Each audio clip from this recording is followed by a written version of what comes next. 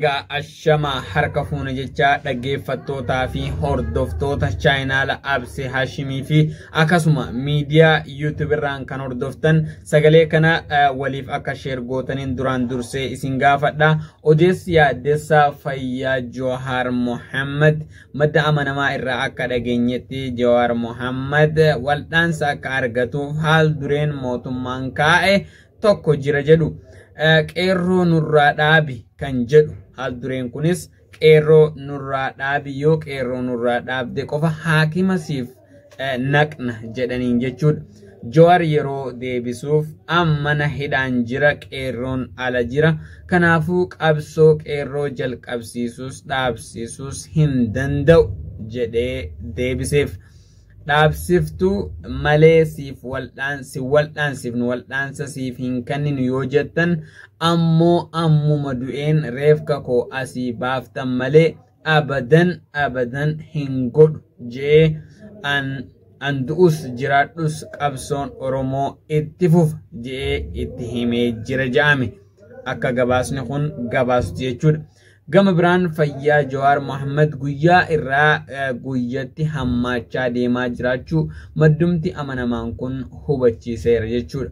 Summii nyaachifamuun akka hin oolamneettu shakkamaa jira. Fuulli isaa ammas akkuma bokokeetti yookaan akkuma i'iteetti jira jechuudha. Huqqateera gurraacheera yoo haala kanaan waldhaansa dhorkatanii didan carraan lubbuun jiraachuu isaa yaaddeessaadha jedhee dubbate gabaasni amanamaan kun jechuudha. Egaa ilmaan Oromoo addunyaa kanarra jirtan keessattuu Oromiyaa keessa jirtan ka ilmaan nafxanyaa yookaan ergamtuu nafxanyaa jalaa hayyuu isaa aktiivistii nama beekamaa fi kabajamaa jaalatamaa nama rabbiin barumsa kanneef uumamaan rabbiin barumsa kanneef kana Oromoo harkaa akka hin fuune ilmaan Oromoodhaa akka dhaqqabdaniif akka dhaqqabnuuf dhaamsa keenya dabarsinaa nu birmadhaa waliin dirmannaa fi jannaa jechuudha. Egaa akkuma dheengadda viidiyoo kaan irratti dubbadhee waan qaama isaa miidhaa keessattuu nerve systemii qaama keessaa isaa miidhaa irratti nyaachisuun oolan yookaan summiisan gara manatti godhuudhaan dhaaba manaa yookaan bakka inni rafutti yookaan afata inni afatee rafurratti godhamee keemikaalli qindaa'e jechuudha. Mootummaan dooktorota garaagaraatiin qopheesse Jawaar Mohammadiin ajjeesisuudhaaf yookaan xiqqoon akka dhukkubsatee dhukkubbiin kun osoo hin beekamnetti duddaan eegalee miilaan yookaan laamshee yookaan akka hin dubbanne yookaan nerve systemii yookaan spinal cord duddaa kana kan ajjeesu yookaan seelii qaama isaa guututti kan ajjeesu damage kan godhu mootummaan godhu mala shakkeen kun arrallee kunoo nama amanamaa yookaan odeessa amanamaa kanarraa nu ga'ee jira. Maddi amanamaan kun madda Jawaar Mohammad wajjin akka ajaa'ibatti wal quba qabanidha.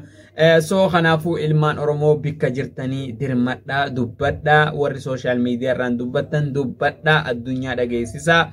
Qeerroon biyya keessa jiru immoo cabsee daakee waan itti dhufe hunda mootummaa nafxanyaa kana hudduun buqqisee hiddaan buqqisee nama isaa qeerroo isaa hidhamtoota 9,000 ol kan hidhaman kana kan gallakkisuus danda'u Jawaar Mohammad dabalatee jechuudha. Baqqalaa Garbaa dabalatee Abdii Booranaa, Abdii Raggaasaa fa'aa, Mikaa'el Booranaa fa'aa namoota baay'ee hidhaman kana kan baasuu danda'u qeerroo Oromooti. Dhaamsa kiyya kana sheer waliif godhaan isiniin jaa.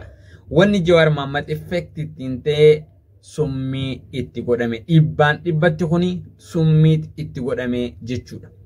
Jawaar Mohammad yoo karaa mana yaalaa deemee doktora private isaatiin kan dubbatu taate doktora dhummaa isaatiin kan dubbatu taate yoo summiin itti godhamte yoo yaala argatee kan fayyu taate hin himu waan kana ammaaf garuu tahee akka maddeen garagaraa asirratti gabaasaa jiranitti summiin itti godhamee jira yookaan wanni gartee dhukkubbiin kuni yoo waldhaansan arganne carraa lubbuun jiraachuu isaa yaaddeessa ajaanii jiranii. So kanaafuu ilmaan Oromoodhaa bakka jirtanii dirmadhaan isiniin jaa. An Abse Hashim turtii gaarii sheer waliif godhaa.